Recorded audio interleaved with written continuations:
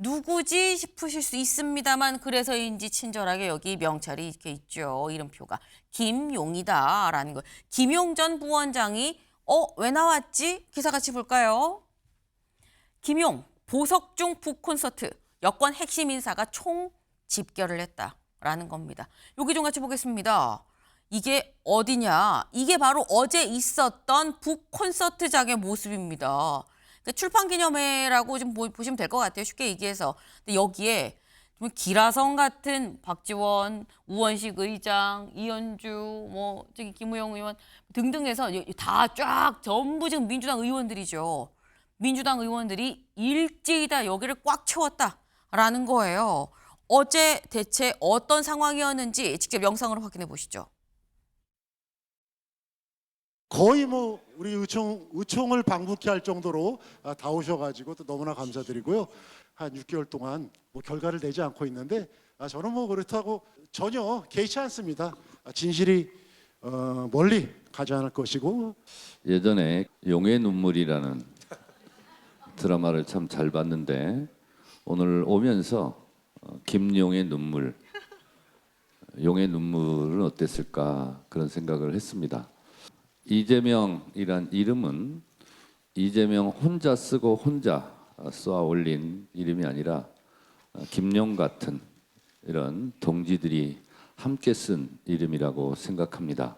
제 정신을 갖고 있는 옳은 판단을 하는 조희대 사법부라면 김용에 대해서 무죄 취지로 파기환송할 것이라고 믿고 김용의 눈물을 생각하면서 네, 김용 전 부원장 본인 입으로 얘기를 하죠. 거의 의원총회를 방불케 하는 정도로 다 와주셨네요라고 얘기를 했습니다. 근데 여기에 나와서 이제 정청래 대표, 당 대표죠. 정청래 대표가 뭐라고 하느냐? 제정신을 갖고 있는 조희대 사법부라고 한다면 무죄 취지 파기환송하지 않겠습니까? 라고 얘기를 했어요. 이 얘기를 윤영걸 대표님, 조희대 대법원장은 어떻게 느낄까요? 말이 안 되는 얘기죠. 조희대 대법원장이 그걸 판결합니까? 혼자 다 합니까? 대법원도 그렇고 판사들이 수기해서 결정한 거 아니겠어요? 유죄가 인정이 돼서 2심에서 징역 5년에 추징금 6억 7천만 원, 대장동 불법 자금하고 그 선거 자금 받은 거 갖고 유죄 판결을 받은 거잖아요. 지금 보석으로 잠깐 나온 거예요. 약속을 하고. 네. 근데 저렇게 개성장구처럼 저렇게 출판 기념회 하고 여당의 실세들이 총출동한다. 저게 우리나라 민주주의고 우리나라 여당, 정부 여당, 청와대의 저는 현 주소라고 봅니다. 책 제목도 뭐예요? 대통령의 쓸모예요. 그러니까 이재명 대통령 측근으로 알려졌잖아요. 옛날에 이재명 대통령이 측근하면은 정진상, 김용 정도는 돼야 내 측근이라고 했으니까 대통령한테 어떻게 보면 잘 보이려고 하는 건데 그 김용한테 또 잘 보이려고 하는 사람이 총출동한 거예요. 저기에 국회의장도 있고 여당 대표도 있고 참 우리나라 법치주의, 민주주의가 어떻게 돼가는지 저는 여당 지금 정권 실세들이 너무 오만하다.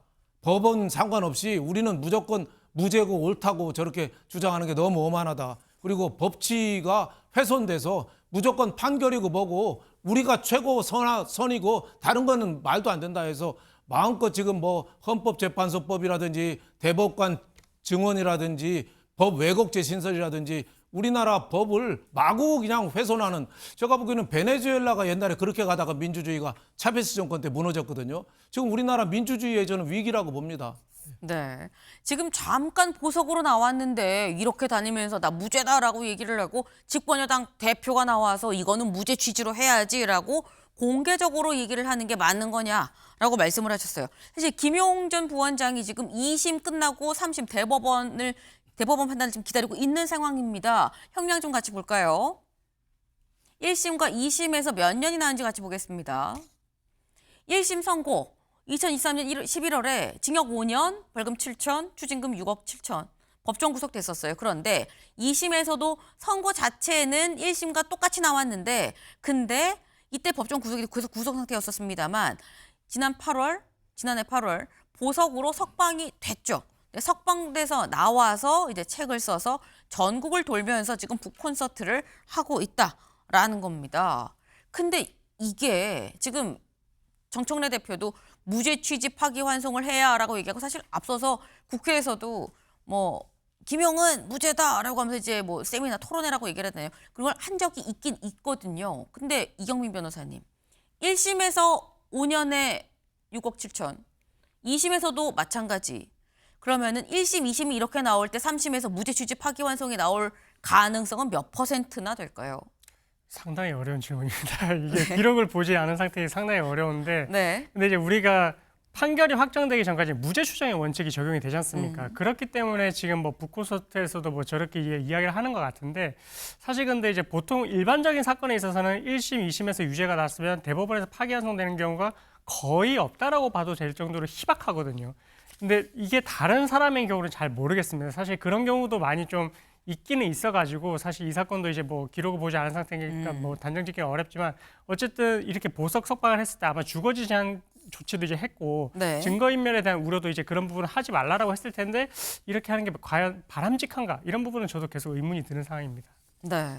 지금 사실 이 개별 사건마다 좀 다르죠. 다르기 때문에 명확하게 단정할 수는 없어요라고 말씀하시는데 통상적으로나 통계적으로 보면 뭐 법조 출입해서 저희 기자들 입장에서도 1심, 2심에서 이렇게 나온 3심에서 무죄가 나오는 경우는 흔치 않습니다. 정말 흔치 않아요. 하지만 집권 여당의 당대표 그리고 집권 여당의 의원들이 모여서 세미나 토론회를 할 만큼 무죄를 지금 주장을 하고 있다.